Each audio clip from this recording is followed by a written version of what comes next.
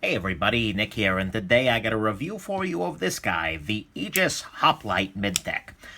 This is a really interesting knife. I've seen them around, people have made some discussions of them, but I'm finally getting a chance to handle one. Thank you very much to my buddy Mike, who's been really stepping up to support the channel lately, sending along some great gear. So hey Mike, thank you very much. In terms of a quick size comparison, let's take a look at the Spyderco Delica next to it, the Ontario Rat #1. So you can see that in terms of blade length, they're about in the same area here.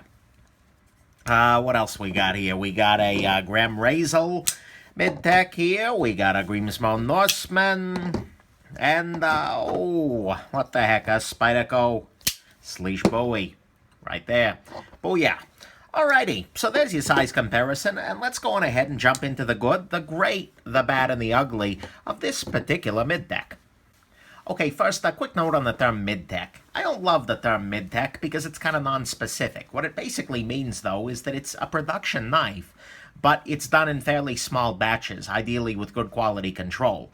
And so this isn't something you can get from your local knife store or even from your major knife retailers reliably. They're made in small batches, and when they're gone, they're gone. The Graham Razel here is another example of a Midtech knife. But at the same time, they are... they're not as unique as some of the other customs. So, there you go. That's what a Midtech is. Let's talk about this one. The good here, first off, the action is interesting on this guy. When you watched my disassembly video, you heard me say, wow, this is flipping kind of slow. And so I assumed it was very greasy, because it is a slow flip. It's kind of a very plodding sort of... And it feels very different than the very quick flip that you get in something like your Shirogorov Neon. It's not a problem, and it always flips open. It always locks shut. There's no problem with it, but it is very different and unique. It feels a little more hydraulic than it does feel kind of poppy. And so that's interesting, and it's different, and it's something that does set this guy apart a little bit, even if it's not a real functional issue on either side. So that's interesting. The blade shape on this guy is pretty nice. It's kind of a modified Warncliffe, sheep's footy thing, sort of like the Chris Reeve Vincengo blade. And if anything, I would say that's the part of this knife that I like most, is just this blade shape. It's also not too thick, although it is plenty thick. It's got a hollow grind to it, which, there you go, you can see a little bit of it. The steel is XHP, which is just fine, no problem. And so the blade is well done. And speaking of which, the thumb stud is not particularly in the way of anything with the blade. The thumb stud will miss whatever you're cutting, so I appreciate that. If you're going to include a thumb stud, that's a good way to go for it. The clip on this guy is neat looking, at the very least, because it's kind of unique. It loops out of the way here, and ergonomically speaking, it's actually quite compelling. Because when you're actually using the knife, this clip kind of comes up around this bulge in your hand and locks in, and so you don't really feel the clip in the way that you do on some other knives. So it's actually a neat design, and it's pretty uniquely shaped. And one of the things that impresses me most here is look at this little cutout here, which allows you to unscrew this screw, or at least to get to it, to stabilize it without removing the clip. Nice little affair there. And then finally, on the good side, this knife is very, very, very solid. And I mean that in every way. I mean, it's built with absolutely no play. The lock bar has no lock stick or anything like that, but it's just... This knife, I feel like, is one of the ones you could chuck out of a moving airplane over an unpopulated area and then dig it out of the desert, and it'll work just fine. That's nice, and you've got things like your lock bar stabilizer here. It's solid. There's nothing that you're going to do to really hurt this knife. So that's beautiful, and that's the good. It's got an interesting kind of hydraulic-y flipper action. It's got a nice blade shape to it, with the thumb stud out the slicing path, and a nice modified sheep's footy sort of affair. The clip is neat looking and pretty good for ergonomics, and the knife itself is absolutely solid. Let's talk about the grate. The great here is the manufacturing and the execution of this particular design. This was made by a company called Millet Knives that makes Midtechs for a lot of people. You'd be surprised if you look at their Instagram how many knives they're making for prominent makers. All of these small production run stuff. They're very, very good work here. And I'm honestly impressed because the little details are by and large right. The finishing, the stonewashing here is very nice. The acid wash here, even if it's not to my taste, is very nice. Look at the thumb studs, are beautifully manufactured, as are the standoffs in the back here. Very, very nicely done. The inside of the knife is just as clean. Your over travel stop, I mean, honestly, and even the detent on this is very nice. Even with this kind of hydraulic-y action, the detent is such that it always flips. And so this is supremely well executed. In terms of build, there is absolutely nothing particularly to complain about here. It's a beautifully built knife, and I gotta give my hats off to the manufacturer here. Well freaking done. So that's your great, is that this is really nicely done. Let's move on to the bad. So on the bad side, first a little nitpick. This knife has no branding at all. There is no way with this knife in hand, if you just got this at a garage sale, say, to know who made it, to know what it's about, what model it is. There is no maker's mark, there is no nothing. And don't get me wrong, I complain very often about people who put crap all over the blades, left and right, up and down. When you're using your blade as a billboard, that's ugly, but at the same time, a little tiny maker's mark along the lines of what the Shiragorovs do in the corner there, or, as a Van Wyck, and, little subtle maker's mark would have made this thing a lot more interesting than it is. And it would have made it easier to identify what you're looking at. So that's a little strange. Second issue is that this doesn't need thumb studs at all.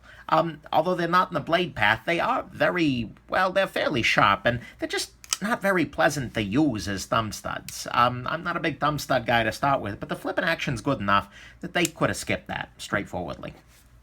Third issue, this little choil in here. I don't know if it's meant to be a finger choil or a sharpening choil, but I got small fingers, and it's small even for me. And more importantly, hopefully you can see this, the little 90-degree angle here of the blade. If you were trying to make this a finger choil, it's a better idea to have the angle be more like this. So that way, as you slide your finger in there, you're not going to catch on that little angle and cut yourself open. It can work as a finger choil, but because of that little angle issue, I don't trust it. So I think they've either made a really overly large sharpening choil here or a really overly small finger choil. Either way, not super compelling. The knife on the whole is pretty big, I'll say that much. Compared to the Grimsmo Norseman, size-wise, you're in very, very similar territory. And, overall, it's a big one. And so that is something you got to keep in mind. And given that it's big and solid and beefy, it's thick. So that's something. It's also $400, which is a lot of money. I've said that the quality is there. There's nothing I can point to and say, nope, this is a ripoff. Not at all. But $400 is in really competitive territory. You're looking at some of my very favorite knives in that position, then yeah, they're going to have to earn that. Another issue, the flipper tab is very long. You can see that when the knife is open, it's kind of overpowering to the rest of the design in a lot of ways, and when the knife is closed, well, you got yourself a pocket pecker here. This is going to just constantly be in your pocket, pecking on your wallet, on your phone, whatever else, your keys, whatever else you're keeping in your wallet, it's going to be pecking. So unless you want a pocket pecker, God, that's a term now. You gotta be careful about this guy. And then finally, this knife is on the heavy side. It feels very dense, and it is pretty heavy. I don't need that in grams, thank you. There we go. Looking at 5.6 ounces. That's a fair amount of weight. 5.6 is a lot. And it's a lot more than some comparable items. And so I'm really, that weight's a little bit on the bad side. Let's go into the ugly, because sadly there's some ugly here. There are two ugly things here. First off, the clip.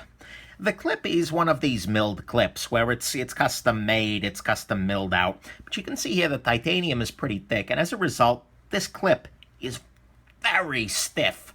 And it's not so much a question of sliding the clip over your pocket in the way that it is with something like, say, your Sleesh Bowie here, wire clip, or even the Grimsmo Norseman, which has a fairly thin clip. Come on, focus. So much as it is a question of cramming your pocket underneath this clip. And that's ugly, because this is kind of a pain in the neck to get in and out of your pocket. I don't love that at all. And so this clip needs to be way debulked in this area, which again would make it a little fragile given the thinness of the clip here. But the clip is a little ugly. I would have actually preferred a spring clip sort of affair here, even though I was just talking about how this is a nice idea. It's great in the hand, but it's not great in the pocket. And so as a pocket clip, that's disappointing. Then finally, the other ugly thing is that this knife is honestly a little bit generic and a little bit safe. This design is neat. I like the blade a lot, but there's not all that much to set it apart from any other slab-sided titanium Midtech. Seriously. The Graham Razel is another slab-sided titanium Midtech. But you take it out and you look at it and it's like, oh, that's really different. That's really unique and interesting. This guy doesn't feel that way. It's just another Midtech. There's nothing really here that makes it so unique or special or makes me think, oh my god, I need an Aegis Hoplite.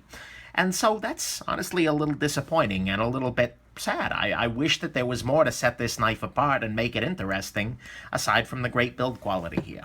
So those are your ugly. The clip is much better in the hand than in the pocket, and way overly stiff. And the knife itself is just a very safe, another slab-sided gray Midtech sort of affair. Let's go into the final verdict here. Honestly, this review was kind of hard for me because my very favorite reviews are the ones where I am passionate about it. Where I feel like, you know, oh, this is incredible, this is a solid freaking gem. Or the ones where it's absolutely terrible and absolute junk. Sorry, Z Hunter.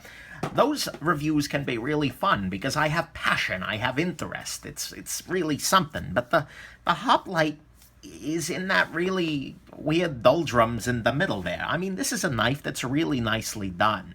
The blade is nice. It's solid. There's a lot of good here, and it's very nicely built. Absolutely stellar in construction. So there's nothing really so wrong with it. Nothing that makes me feel pain or hatred, but at the same time, there's nothing really so right with it either. Blade shape's fine, but you can get that elsewhere. The good build construction's fine, but you can get good build elsewhere. So there's nothing that makes me feel like I'm in love or like this is terrible. Even the price is just kind of a non-issue. Yeah, $400 is a lot, but it's built like a $400 knife. I just don't know. And so it just kind of, it's another knife. It's another titanium flipper Framelock. And if you love it for some reason, if you're looking at this and it's the most beautiful thing ever, then buy it. You're gonna be happy.